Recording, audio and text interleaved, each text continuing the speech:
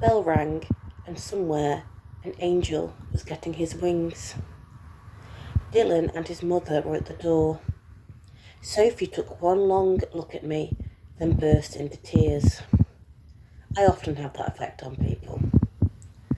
I invited her inside with Dylan and made some tea. I arranged some custard creams on a plate. It was one of those occasions. The police had paid a visit, Sophie said. I asked her whether one of them possessed the most magnificent beard. She glared at me, and I decided to keep quiet from that point on and let her do all the talking.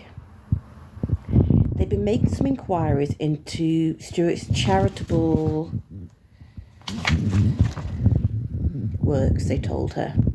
Stuart was out at the time, hosting a Zumbathon in aid of maimed Bulgarian circus workers. The police had received an anonymous phone call. The mystery caller claimed that the funds Stuart had been raising from his good deeds had not quite been making it into the bank accounts of his supported charities. What's more, many of these supported charities didn't seem to have any charitable status at all. The following day, in the post, the police received copies of all Stuart's bank statements for the last 3 years, on which a number of rather sizable deposits had been circled in red with an exclamation mark written next to each one. Also enclosed was a recent leaflet featuring Stuart and advertising a motivation-a-thon. The list of supposed charities featured on it were also accompanied by exclamation marks. I noticed the faint traces of a smile on Dylan's lips as Sophie mentioned this. Stuart didn't return home on this day of the Zumbathon, nor the next. Sophie sent a series of increasingly frantic and angry messages, but heard nothing back, receiving no news of him at all, until the police called her to say that they'd intercepted him at Heathrow, attempting to board a flight to Spain. He was wearing one of his motivational t-shirts.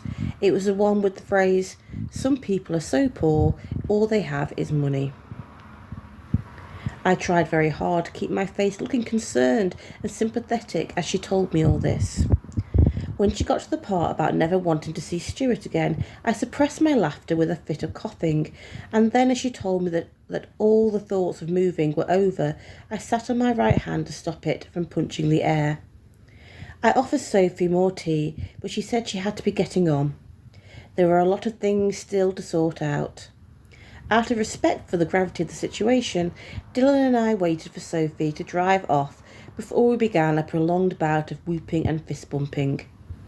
I ordered in pizza and we turned the TV on just in time to catch the end of It's a Wonderful Life.